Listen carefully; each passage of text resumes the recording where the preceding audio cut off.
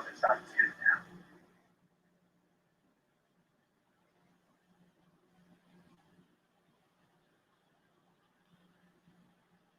Stage 2, last bullet combat, and now cells are complete. Direction of auto logging. Stage 2, box load complete. All fuel, all oxidizer on Falcon 9. 1 minute, 34 seconds to go till launch. Falcon goes up started.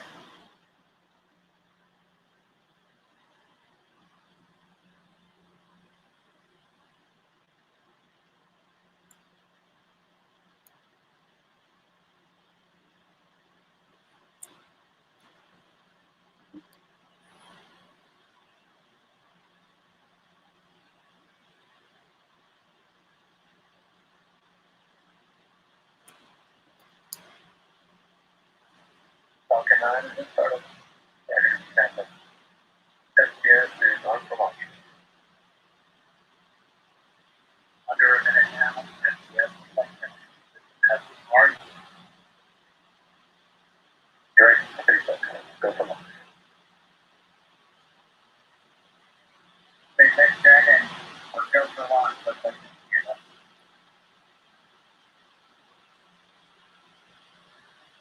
Take 30 seconds.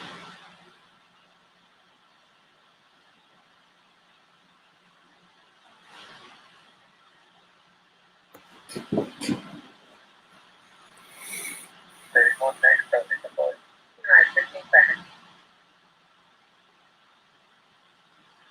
10, 9, 8, 7, 6, 5, 4, 3, 2, 1, 0. Ignition. Liftoff. Godspeed, spot done.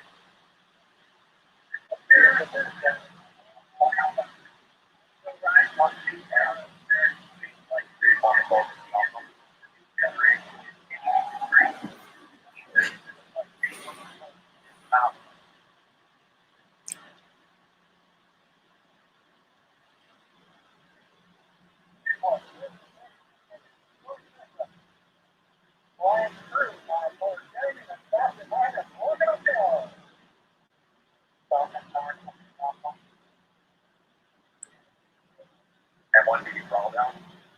Rolling down to get ready for the period of maximum dynamic pressure.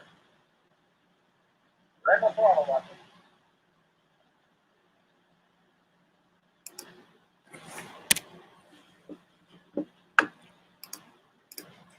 Hi, everyone, and welcome to another episode of Space for All. Thank you very much for joining us. My name is Steve Lang, and today we'll be continuing our exploration of some of the amazing women who have gone into space.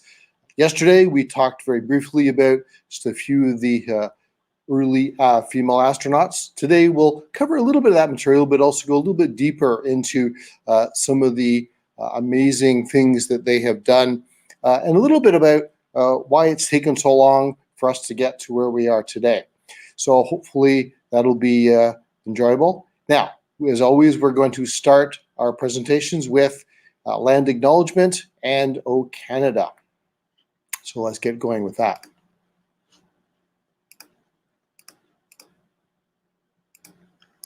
We begin each day by acknowledging the land upon which we live and work.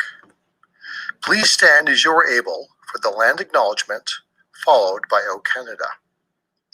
We acknowledge we are hosted on the lands of the Mississaugas of the Anishinaabe, the Haudenosaunee Confederacy, and the Wendat.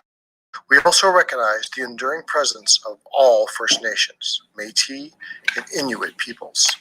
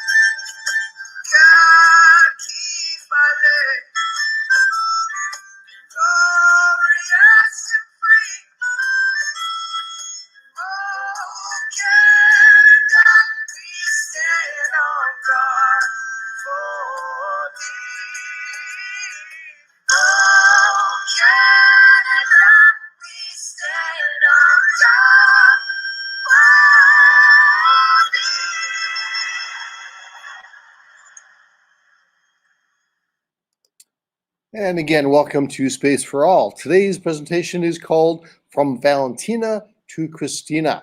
If you don't know those names, hopefully by the end you will know who those two amazing women are.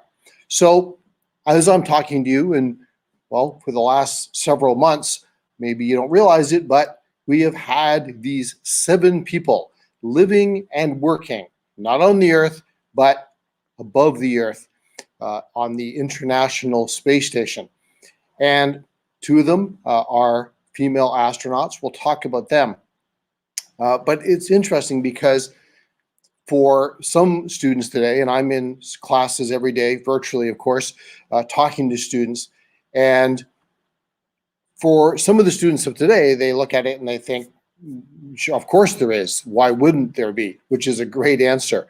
Unfortunately, we haven't always gotten there. So it's taken a while for us to get to that point of just, they're all astronauts. And just in December, what we had was NASA announced that they would be, excuse me, going back to the moon. They haven't been there since 1972. And one of the best parts of that announcement was that when they do land on the moon again, one of them will definitely be a female astronaut. So the question was posed to the 2 astronauts in space, and here was their answer, which I thought was amazing.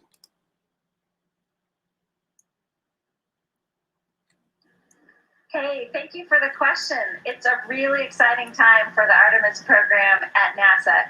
And as you can imagine, there's a lot of people that are thinking about this and they're talking about this. And for Shannon and I, we get asked this question a lot. What's it like? What's it like to be the first in your class to do something? What's it like to be one of the only females in a graduate school program? Those kinds of things. I would say we don't think about it that much. We don't spend a whole lot of time thinking about the fact that we're women and we're doing something. We're just people and we're just doing what we love. So I think that there will be a significance. There's going to be a significance for a lot of kids growing up who are able to look at the moon and to know that we have people walking on the moon. That was just this absolutely critical moment a few generations ago, and I'm really excited that your generation is going to get to see it. And so I think the significance is that we're going to the moon, we're sending people, and we're doing this with your generation.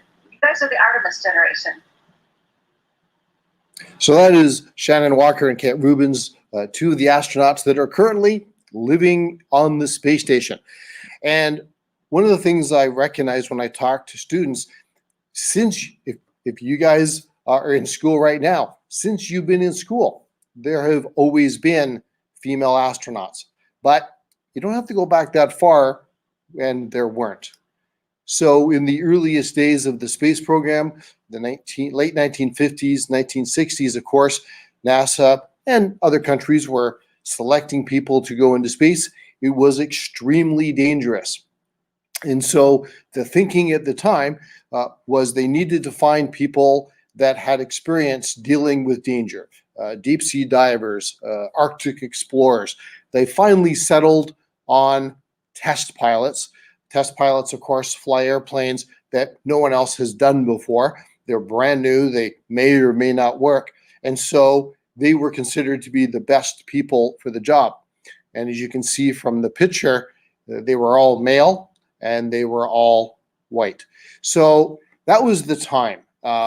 And a lot of people would look back now with our views and question it. But at the time, that's just the way it was.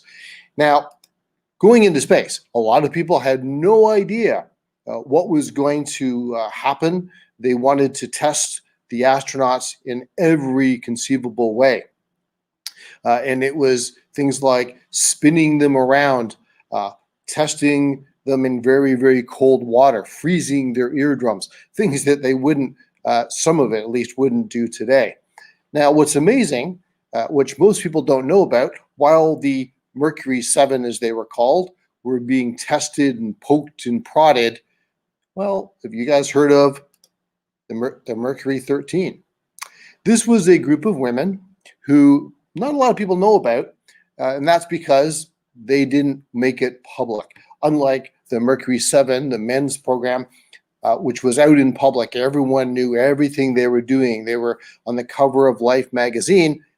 The Mercury 13 was a privately funded program with 13 American women who were doing and going through the exact same tests as the Mercury 7 male astronauts. The first of which was Geraldine or Jerry Cobb. And it all came about because one of the flight surgeons, the doctor, William Randolph Lovelace, who had set up some of these tests for the astronauts, was really curious to see how women would react to exactly the same tests. And so he talked to Jerry Cobb, and she agreed. She was an accomplished pilot at the time, quite well respected and well known in that community. And they went to her and they said, can we do some tests? We're going to do the same tests on you. And that certainly worked out very well. And they decided after that program that, well, we really need more than just the one person. So they invited 25 women to come and take the physical tests. And again, this was privately funded, kept very, very quiet, very different from the public viewing of the American male astronaut counterparts. So they were put through exactly the same tests. Now, Cobb was the first one to actually complete everything and pass everything. But in total, out of the 25 that were invited, 13 of them actually passed all the tests as well. And you probably never heard of any of these people. Now, a lot of them were pilots and accomplished in their fields. One of them, excuse me, one of them, Wally Funk, was talked in an article about how, because it was so secret, a lot of the women were tested privately, unlike the men were brought together and they knew each other. A lot of them actually never met. The women never met. It wasn't until 1994 when they finally were all brought together at the same time. As I said, a lot of them were pilots. There was a group started by Amelia Earhart. You may have heard of her back in 1929. There was something like 117 female pilots at the time. She asked them all to gather and meet as a group for the first time.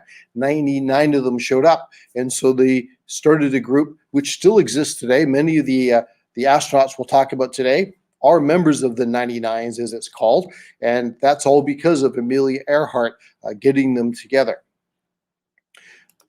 And these women did try and, after the tests, and showed that they could do everything the men could. They even tried going in front of the politicians to convince them to go into space.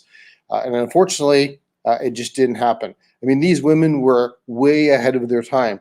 They were more than capable, just as capable as the men. And unfortunately, because of their time, the idea that women shouldn't go into space, they were never really heard of. There is, I believe, a Netflix show on this, if you're interested. I haven't watched it yet, but I hear it's quite good. Now, at the time, there was something going on called the space race. And the two countries involved, there was the United States and the Soviets, or the Russians, and they were trying to get the first of everything. And as soon as the first of something, like putting a satellite into space, had been accomplished, well, the next goalpost was raised, and they would all be rushing to get to that. So it's no surprise that in June of 1963, the Soviet Union put up the first female, and her name was Valentina Tereshkova. So she is the first woman in space, and she went up, as like I said, in June of 1963. So she's actually called the first female cosmonaut. We'll get to that. But she's got quite a few firsts. She was selected because of her abilities, and she was someone who at the time had done quite a lot of parachuting, which there wasn't a lot of women at the time that they felt were had the background, and Valentina certainly covered that. So she was the first woman. She was the youngest and remains the youngest at the age of 26. She's also the only female astronaut, cosmonaut, that was solo, meaning there was no one else in the spacecraft, and she spent 3 days up there going around 48 times around the Earth. Now, I've said that she's a cosmonaut, and some students I talk to don't understand what that means. And so we have different names for people that go into space. We in Canada, the United States, most of the world calls it astronauts. So some European countries use the term astronaut. Japan uses the term astronaut. Certainly here we have Canadian astronaut Julie Payette. But you will hear the name cosmonauts. The Russians use that term. Basically means the same thing. Star sailor is a rough translation. And then the Chinese also have a name, and they call their space travelers taikonauts. Now, when I'm in classes and talking to students, I often like to ask, who do you think was the second female space traveler? I usually get a wrong answer on this one. And here she is, Svetlana Savitskaya, I believe is her name. Hopefully I pronounced that properly.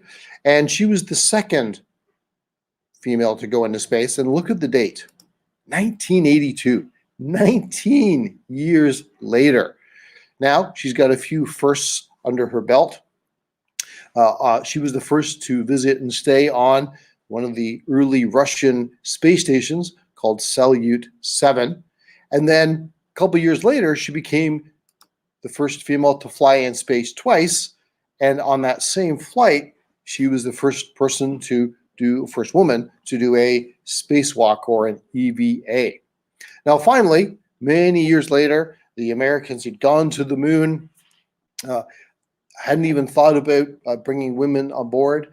And then they started to develop a new vehicle, a reusable vehicle. This one was called the Space Shuttle. You may have heard of it. They flew it for many, many years. And it was going to be going up into low Earth orbit, or circling around the Earth. And there you can see it. Its main function was to do science, to release satellites. You can see in the back of it, it had, a huge area called a cargo bay. That area in the upper left-hand picture, that is big enough to hold one of those orange school buses we've all driven on, and even had a little bit of room left over. So they would bring up satellites in there. They would do science up there. You will see even later on, they even put up a laboratory in the back, so they had extra room to do that. So in preparation for this, they called on their first class of female astronauts. But this wasn't until 1978. Now, those first American female astronauts that were selected, here we have Maria Seddon on the far left. Then we have Kathy Sullivan, Judy Resnick in the middle, Sally Ride. Anna Fisher is the one kind of more in the forefront on the right, and then tucked in behind her next to Sally Ride is Shannon Lucid.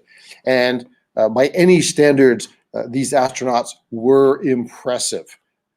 Now, 8,000 women applied for this job. They only picked these 6, and all eventually would fly. So in that group, we had 2 medical doctors, 4 of them had PhDs, a biochemist, a geologist. A geologist, of course, is someone who studies rocks. An astrophysicist, that's someone who studies the physics of planets and stars, and an engineer. So, can anyone name the first American female astronaut in space? This person is fairly well known. and often mistaken for the second female in space. She is the first American, but the third, and there she is, and her name is Sally Ride. And she flew on the 7th shuttle mission, and it was 20 years after Valentina Tereshkova went into space. Here she is on that first mission. She was up there for 6 days.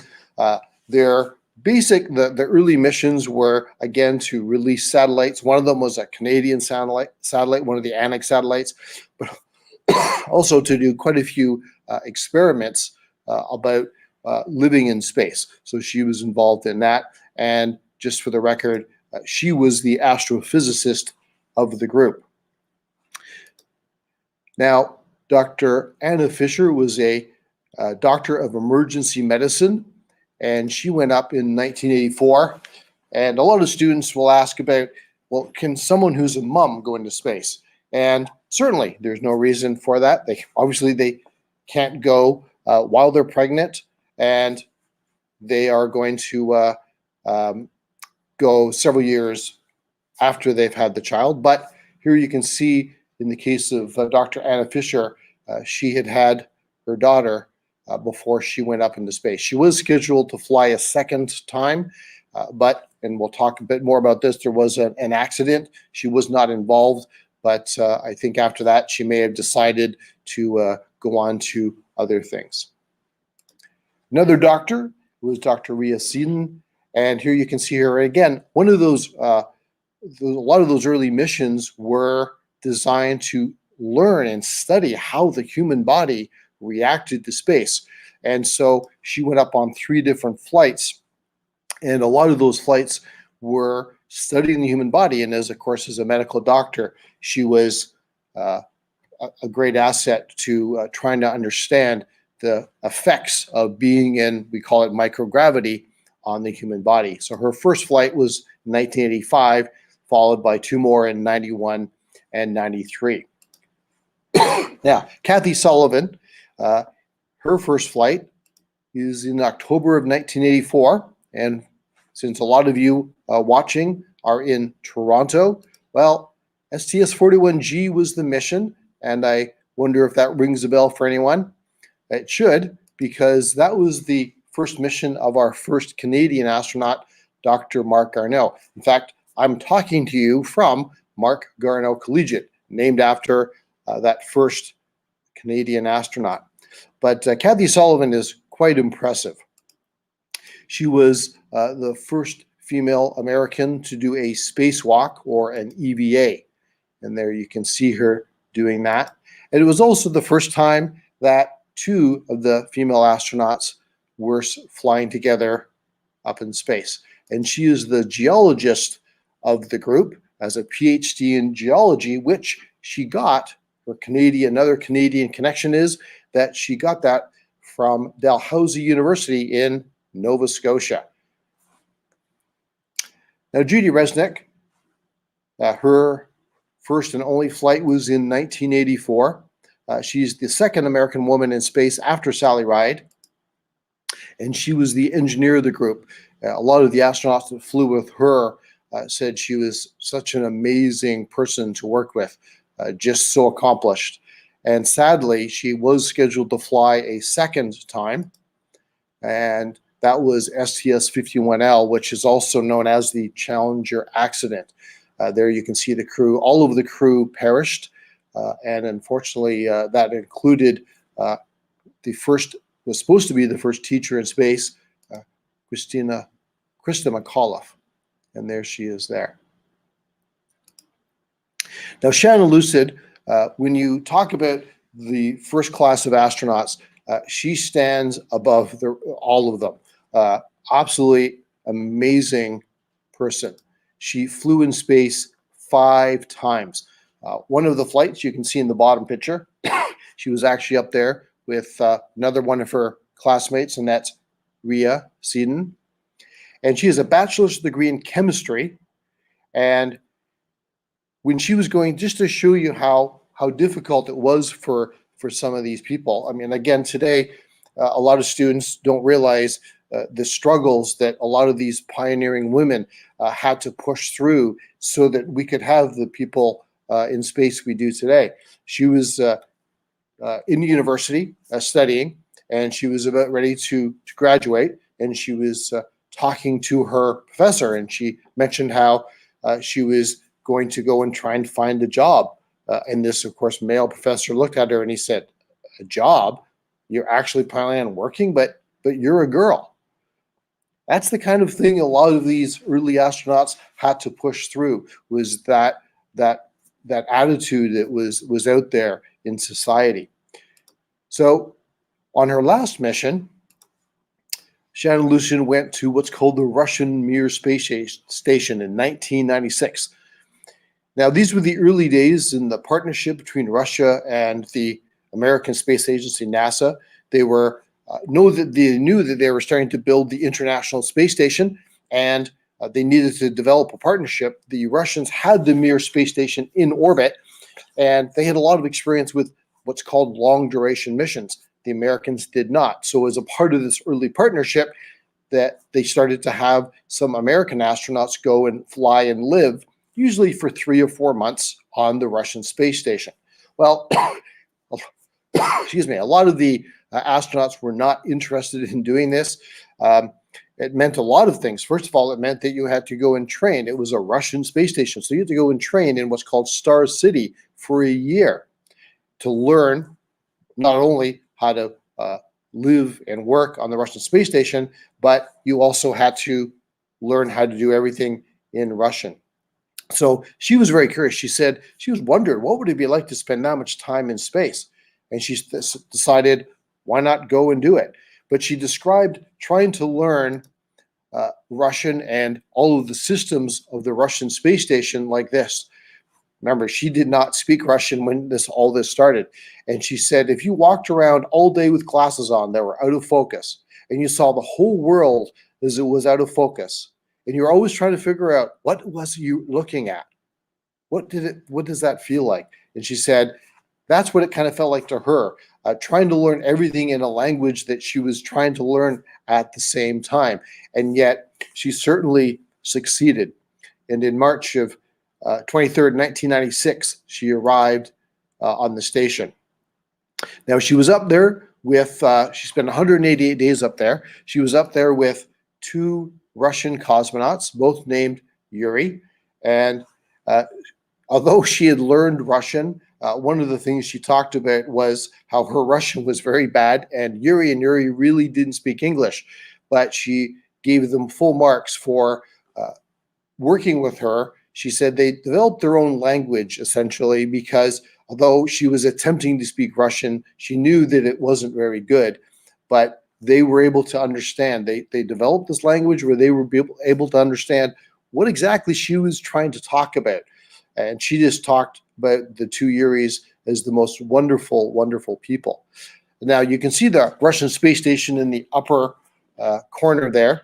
And one of the things that at least the Americans like to do was they had a treadmill and they liked to exercise. And one of the stories of Shannon Lucid's time on the Mir space station was this. The station is put together. Imagine Lego, where you stick the pieces together. Some of them are stuck together end to end, so they're kind of connected in a rather narrow way. And so when you start running, of course, you get into what's called a cadence, meaning a certain rhythm. Bump, bump, bump, bump, bump, bump, and you're jogging. And you do that whether on a treadmill or on Earth. Well, when you do that in space, that movement gets translated much like waving a slinky, if you will, or a skipping rope. You can see if you start shaking the end of the rope, those vibrations translate through the slinky or the rope. Well, that was what was happening with Shannon Lucid when she was running. And eventually, Yuri had to go to her and say, Shannon, we're going to have to ask you not to do any more running on the treadmill, because apparently she was running and the movement was causing the whole station to kind of wiggle or vibrate. And they were worried, of course, that might cause some damage. So she had to stop and do that. And again, Shannon Lucid, amazing person who worked for 34 years. She was on what's called Capcom communicating with the astronauts on STS-135 in 2011, which was the very last shuttle flight. And then she retired soon after that. Here's a video showing a few of those early astronauts. So there's Valentina Tereshkova. Of course, the first to fly in 1963. And then, of course, that's the space shuttle that the Americans used. And there's Sally Ride on her very first flight aboard the space shuttle. Although it was big, there wasn't that much room, especially when you had a crew of maybe 5 to 7 people up there. That's the Cephas. And what I was doing there was taking out one of the samples and putting in the next sample. Those are the little syringes that contain the samples. Then flow up that column, and they're collected up at the top. That's the computer that goes with the Cephas. Rick said, "Do something that looks interesting."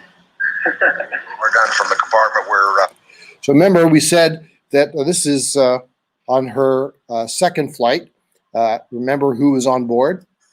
Where John is. This is STS-41G. This shows Mark Garneau assembling a very sophisticated photographic apparatus called, in his terms, OGLO. Here you see Sally working with a small onboard computer that we use to supplement the orbiter's computers to control and monitor a very sophisticated experiment designed to show that we could resurface a satellite on orbit. And that is This is Kathy Sullivan talking. experiment for which Dave and I did the EVA or spacewalk on day 7. So there's Kathy Sullivan aboard the space shuttle with Sally Ride. Kathy said to me that you're not going to film John putting on my medical sensors, are you?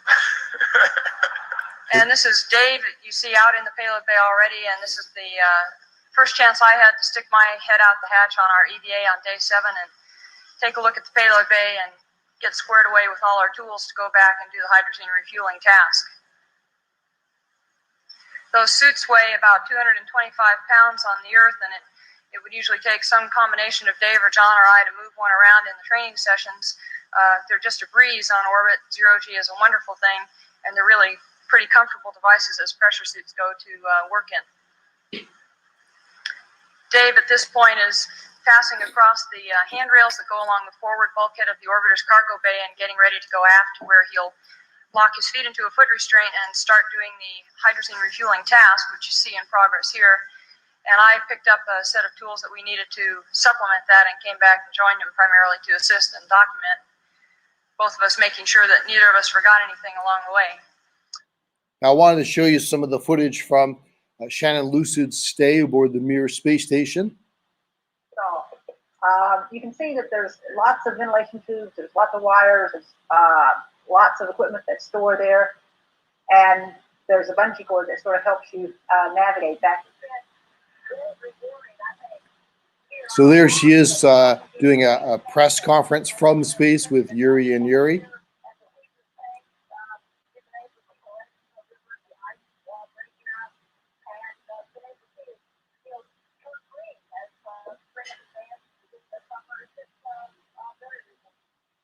And there she is doing some of the science that she would have done. She was supposed to be up there for 4 months, but there were some issues. And as you saw, she was up there for 188 days. So she had to stay up there for about 6 weeks longer than she had originally planned. Now, at this point, NASA started to invite other countries to go fly in space. Canada kind of went, we'd love to go. In fact, we were invited as a part of our contribution of the Canadarm. They allowed 3 of our astronauts to go into space. And this was 1983. So they put an ad in the paper. Over 5,000 people applied, and we selected 6 of them. And there you can see one of them is a woman. Does anyone know her name? Well, I often ask this. I'm happy to say most students know who she is, and that, of course, is Dr. Roberta Bondar, and there she is in the front on the right. Now, she became the 2nd Canadian after Mark Garneau to go into space, and her mission, she was perfect for her mission. She is a doctor. There you can see her in the upper left. So she flew on the shuttle, and in the upper left, she's in a laboratory that they brought up. In the bottom picture, it's stuck in the back of the cargo bay. They wanted more room to do scientific experiments, and they were trying to do experiments from countries from around the world. And a lot of these experiments were studying how microgravity is affecting different kinds of organisms, including people.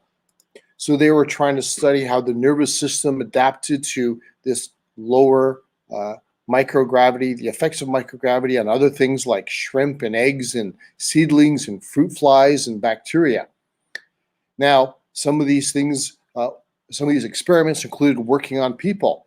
Well, Dr. Bondar was the absolute perfect fit for this because she has a degree in science in zoology and agriculture, a master's of science in pathology, a doctor of physiology in neuroscience, and of course, she is a medical doctor. So she was a perfect fit for this mission to study the effects of space on the human body. So by 1992, we needed some more astronauts, and we selected these 4 young people. And at the time, the International Space Station was just starting to be assembled in space. Today, it looks much like it does in the upper left-hand corner.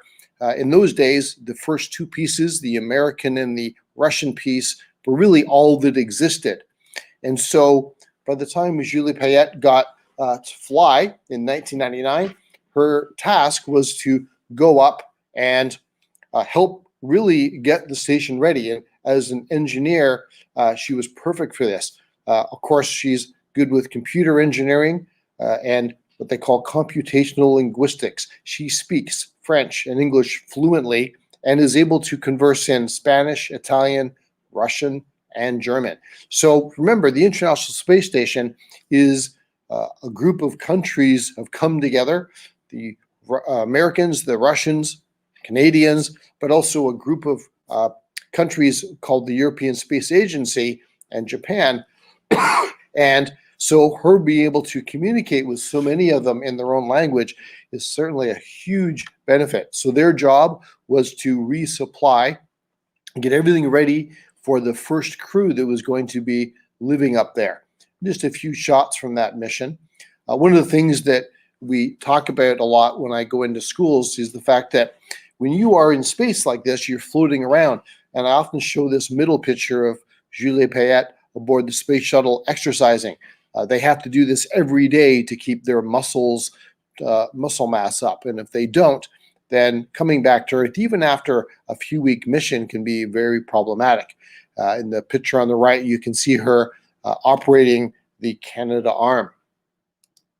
Now, that wasn't her only visit. She was the very first Canadian to visit the International Space Station, but she did get to visit it twice. She went back up in 2009 on STS-127. Again, another mission in which to get the space station even bigger and built up even more.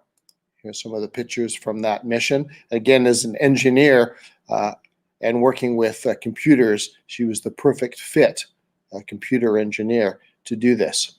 Now, another cool thing about that mission, while she was up there, well, there was a Canadian living on the station, and that is Canadian Dr. Bob Thirsk. So for the first time, we had 2 Canadian astronauts in space. And we've continued to select astronauts, and the last grouping was in 2017, where we selected Jenny City-Gibbons and Joshua Kurchik. Now, one of the things that the students don't realize is once you are selected, and again, roughly 5,000 people applied, they selected 2. So it's a pretty honor. You have to have a lot of education, a lot of experience in order to be selected. Joshua is a pilot in the military, and Jenny has got a degree in mechanical engineering and a PhD in engineering. Just to give you an idea, students often ask, what does it take to become an astronaut? Well, there you have an idea. So once you're selected, you then have to go through 2 years of training in Houston. And then after that, you are considered an active astronaut ready to go. And both of these people including Jeremy, who's in the bottom picture, are all waiting for a flight assignment. Now, that space station, well, you can see here it was starting to get a little bit bigger. And on the second mission, where they had a crew on board, so they called this Expedition 2, they had Susan Helms. Now, she spent 163 days in space. She is a lieutenant in the U.S. Air Force. And of course, her job was to help get the station configured and built while she was up there. And one of the big things about building the station in space is that you have to do a spacewalk. A lot of the parts are being brought up, or they just have to, in the early days, they did a lot of moving of parts around, reconfiguring. So parts would be moved. That meant things had to be plugged in, unplugged, connected, and that requires them to do an EVA or a spacewalk. And she went out while she was up on her long duration mission and spent 8 hours and 58 minutes on a spacewalk with Jim Voss. This is the longest spacewalk anyone has ever done. So imagine spending just under 9 hours out there working in space. Now, the first African-American female astronaut has a rather interesting story. Her name is Mae Jemison. And the story goes, I'm hoping it's true because I've heard it a few times, that she was a young girl watching TV. And in that time in the 60s, there was a TV show called Star Trek, the original Star Trek. And on that is a character named Lieutenant Uhura. And when she saw Lieutenant Uhura's character, she realized that someone like her could maybe do a job like that, to go into space. Of course, it was fictional at the time, but that made her set her sights on why couldn't she become an astronaut. By this point, the 60s, certainly going into space was something that was happening. It wasn't happening for women, but she decided that wasn't going to stop her, and she pursued a university degree and eventually was selected as an astronaut and flew in 1982. And then, as a rather interesting twist, LeVar Burton, who was on another version of Star Trek many, many years later, Star Trek The Next Generation, had heard this story of Mae Jemison and her connection to Star Trek and how it showed her that she could attain this goal of being an astronaut. And so he thought it would be really cool to have her on the TV show. And so, as a rather strange twist, she got to go on the TV show, or the later version, that inspired her to become an astronaut, playing, of course, a futuristic astronaut in 1993. Now, students often ask, well, has there ever been a female pilot? And the answer is yes, there has. That is Eileen Collins, and she was already an experienced military instructor and a test pilot, very similar to those earliest Mercury astronauts. And so she flew on the space shuttle. That was the vehicle at the time. On STS-63 in 1995, she flew as the pilot, which was the first time that had ever happened. And that, of course, led to her being a commander of a shuttle mission. And that happened in 1999, which, of course, leads to the question, well, we have the space station now. Has a female ever been the commander of the space station? And the answer is yes. Peggy Whitson was the commander in 2007 of the International Space Station. Now, originally, she was a biochemistry researcher who had worked at NASA and then decided that she was going to apply and try and become an astronaut. And when you look at the list of female astronauts or cosmonauts, she certainly stands out as one of the most accomplished. Now, here you can see one of the things that she has done is multiple spacewalks, or EVAs, 9 of them. And they're not easy. And she's done 9 of them, spending 60 hours inside those spacesuits. Although they're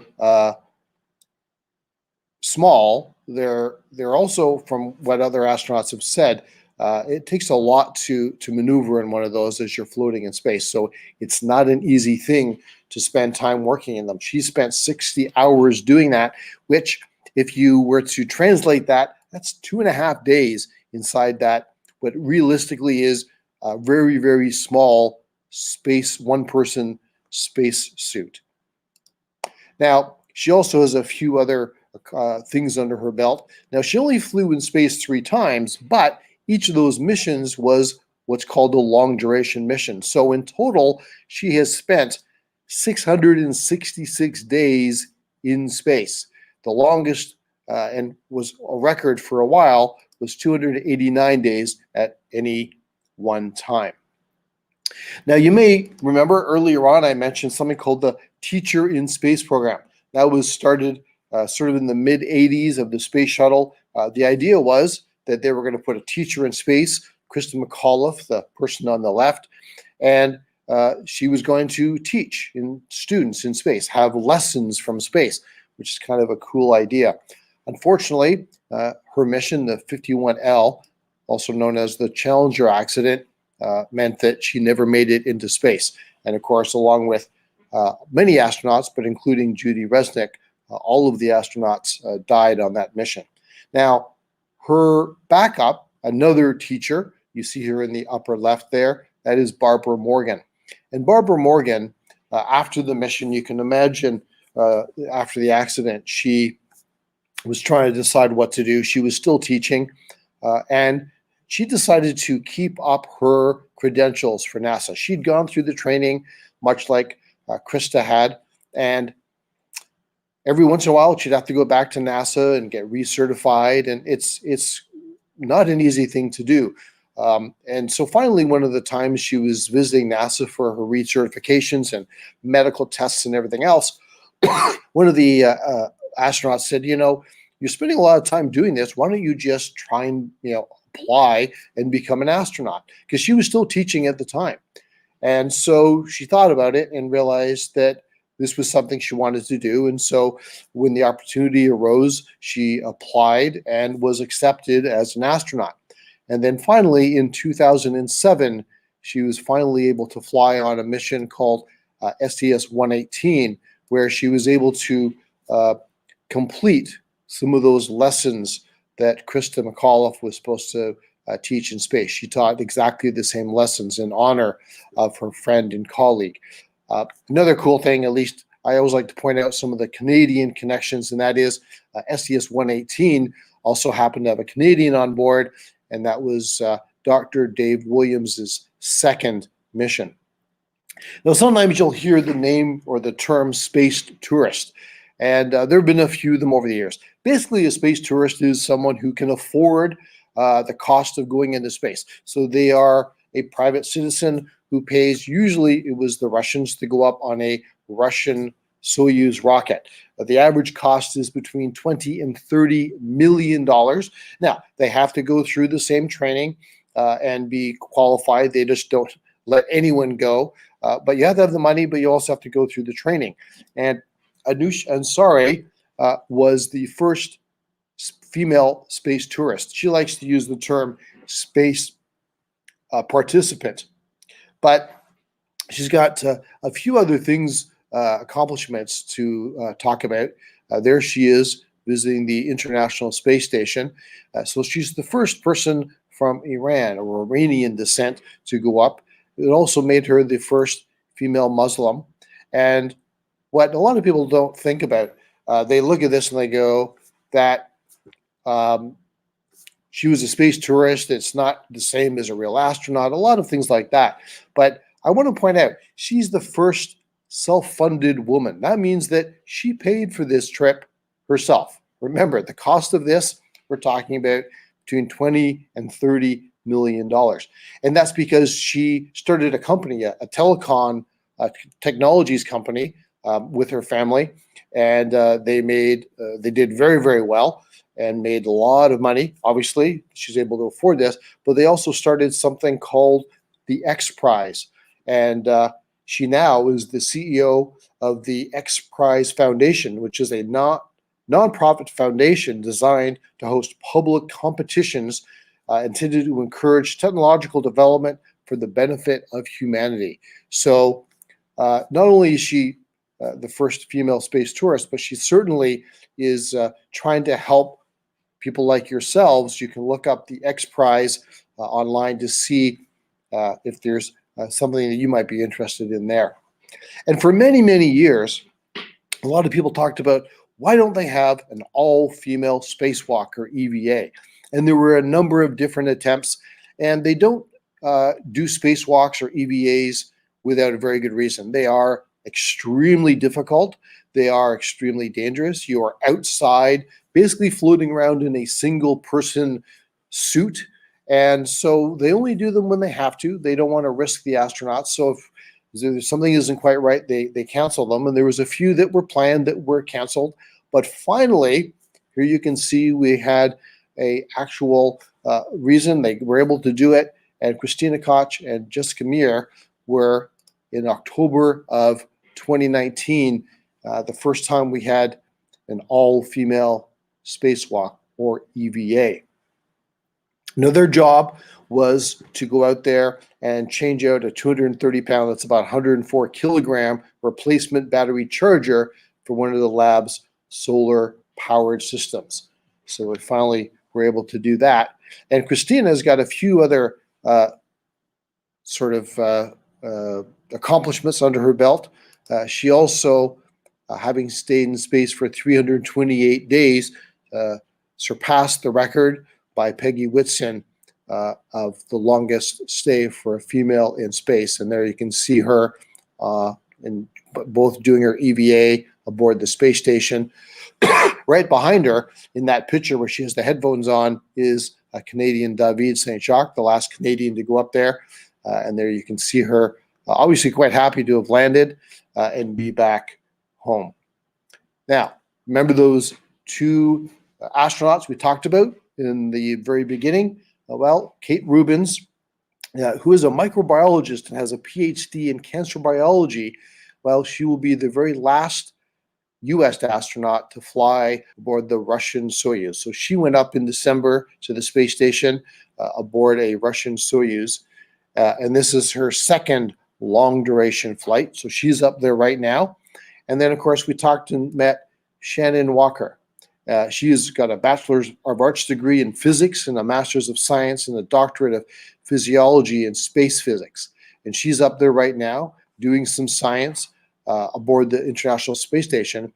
And she was the first woman to fly on the Crew Dragon Falcon 9 rocket. That's a rocket built by Elon Musk and SpaceX. And there you can see her. They launched in sort of later in December. And there you can see her aboard that Crew Dragon spacecraft right there. So she's the first, but certainly won't be the last. And the future, well, as we said earlier at the beginning of this talk, they're talking about going back to the moon. That's called the Artemis program. So the plan is that they are going to circle around the moon, check out all the equipment, and then on Artemis 2, they'll be sending people. Now, they won't be landing. One of them will be a Canadian. That's kind of cool.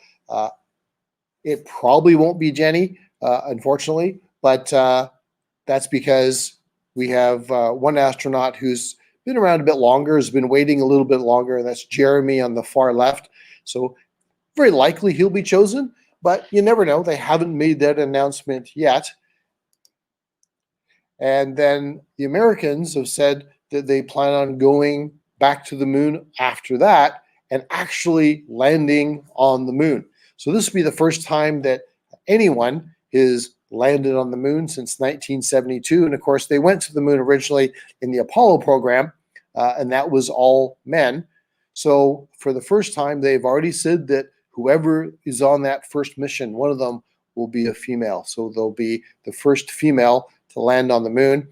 It will be an American. It is an American-led program, although Canadians are a part of it. So hopefully, if everything goes well, they will continue to go to the moon. And hopefully one day, Jenny or another possible astronaut who we haven't selected yet, a Canadian, will get to go on that. So they're going to go to the moon. And then, of course, the plan is after that to go on to Mars. Now, I got to remind some students because they often misunderstand. We've sent robots to Mars, but no human has gone to Mars. And really, there's no reason why the first person to either go to Mars or walk on Mars is not a woman. You don't have to take my word for it. You can take his. This guy is the head of NASA. And he has said and announced that the first astronaut to set foot on Mars will likely be female. He said that only a few years ago. So who knows? Maybe that'll be what's happening. If you look at the timeline of going to Mars, one of the things I think is kind of cool is that it's going to take a while. And if you look at the average age of an astronaut, well, probably the first person to go to Mars is in grade 5 or 6 today. So if you're in grade 5 or 6 today, if you go down the right path, you see some of the people we've talked about today, some of their accomplishments. You go down one of those paths, maybe one day you can apply and become a Canadian astronaut. So I want to thank you guys very much for watching and listening to me today. There is a ton of other information about the astronauts we've talked about today, plus many, many more. Excuse me. So if you want, you can go to either the NASA, that's the United States website for their space agency.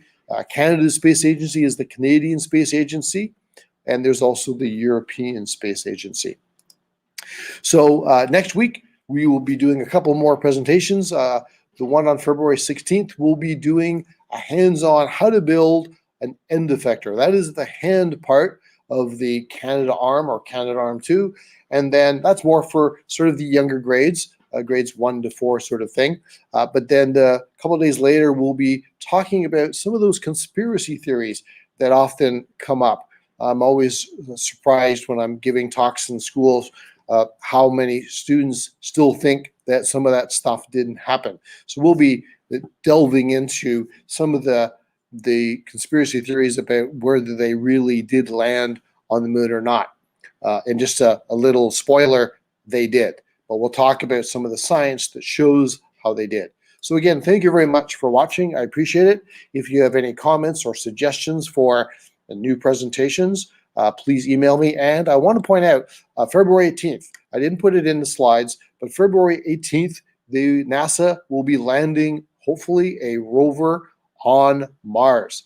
That's called Perseverance. So keep an eye out for that. That'll be happening about 3 o'clock our time. So you can watch, I say watch it live. Obviously, there's no one there. Everything that will be done will be relaying the information as to what they believe is happening, but they will have some really cool animations if you want to watch that.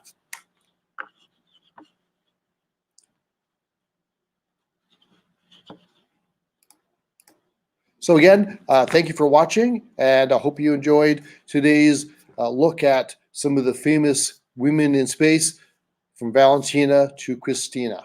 Thanks again for watching.